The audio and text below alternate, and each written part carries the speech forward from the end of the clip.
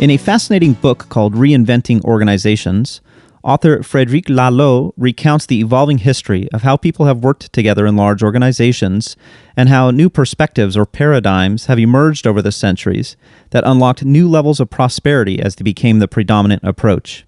In this video, we'll take a look at these paradigms, then examine how they can inform our thinking about adopting Agile or Lean approaches. Each new paradigm is described by its own color, has some unique characteristics, and some breakthrough ideas. And we'll look at some examples of organizations operating under each paradigm today. We will start with the oldest paradigm, described by the color red. The guiding metaphor for red is that of the wolf pack. Red emerged as people organized into tribes and was the predominant paradigm for centuries. The defining characteristics of red include a powerful leader who inspires fear in the group's enemies and compliance within the group.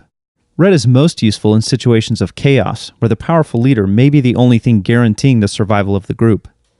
The breakthrough ideas of red are command authority, where a leader can set a direction and people will follow, allowing them to work towards a common goal, and division of labor, where people can specialize in a specific type of work that benefits the overall group.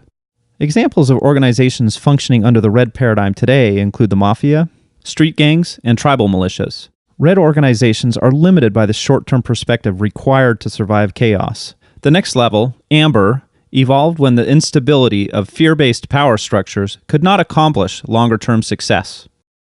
The guiding metaphor for amber organizations is that of an army. Amber emerged as hierarchical patterns like those invented by the Roman military under Julius Caesar, and those used by the Catholic Church, enabled focusing on long-term goals which are only possible under stable leadership, being based on status, not physical prowess. The primary characteristic of amber organizations is their strict hierarchical structure, leading to stability and exerting strong control over the lower levels in the hierarchy. The breakthrough ideas in an amber organization are taking a long-term perspective, instituting strong processes, and creating formal roles for various levels within the hierarchy. Examples of current organizations that have an amber perspective are most public schools in the United States, most governments, and traditional churches. Amber organizations begin to hit their limits when conditions change that require new approaches. The next level, orange, evolved when entrenched amber organizations were unable to adapt to changing conditions.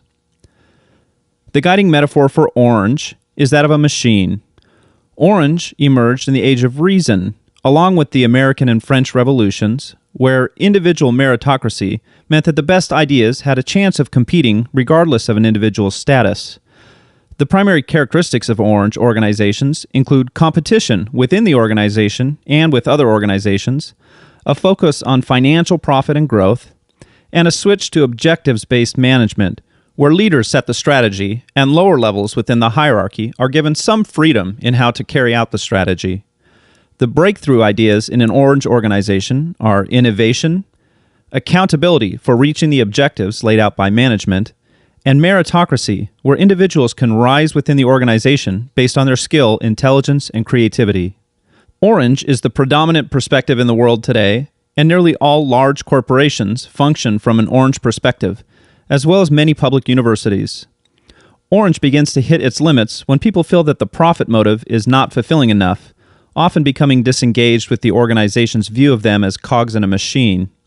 A 2013 Gallup poll showed that only 30% of U.S. workers were engaged at work, a strong signal of the limits of an orange perspective. The next level, green, has emerged as people have sought more meaning in their work. The guiding metaphor for green is that of the family. The primary characteristics of green organizations are a focus on delighting customers, making decisions based on a set of shared values, and high engagement from everyone in the organization. The breakthrough ideas are balancing the needs of all stakeholders, including customers, employees, partners, and shareholders for publicly held companies, a focus on culture over strategy, and true empowerment of members in the organization regardless of their hierarchical level. Examples of organizations that have a green perspective are Southwest Airlines and Ben & Jerry's Ice Cream. The Agile and Lean movements also emerge from companies with this perspective. Green begins to hit its limits when consensus building results in overly slow decision-making, and the hierarchical structures still existent in green begin to conflict with people's desires to have greater autonomy. The next level, teal, is emerging as organizations have discovered how to work effectively without hierarchical structures. The guiding metaphor for teal is that of a living system.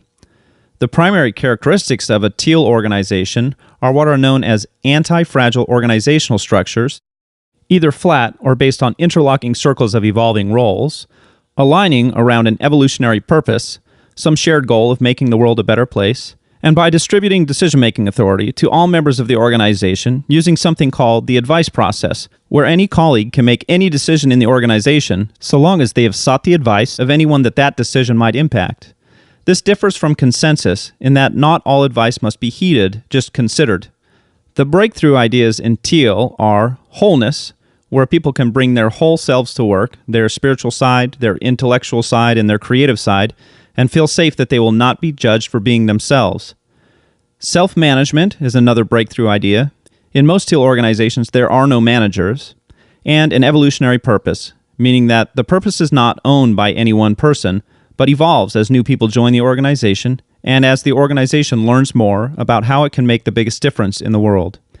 Examples of teal organizations include Patagonia, the outdoor clothing company, Morningstar, a tomato processing plant responsible for 40% of the tomato products in the United States, and Bertzorg, a 7,000-person home care nursing organization. Agile and Lean are firmly rooted in green, and most of the struggles we see with adoption are in organizations whose leadership have a dominant orange perspective. To someone with an orange perspective, Agile and Lean are seen as simply process improvements to increase productivity, efficiency, or profits.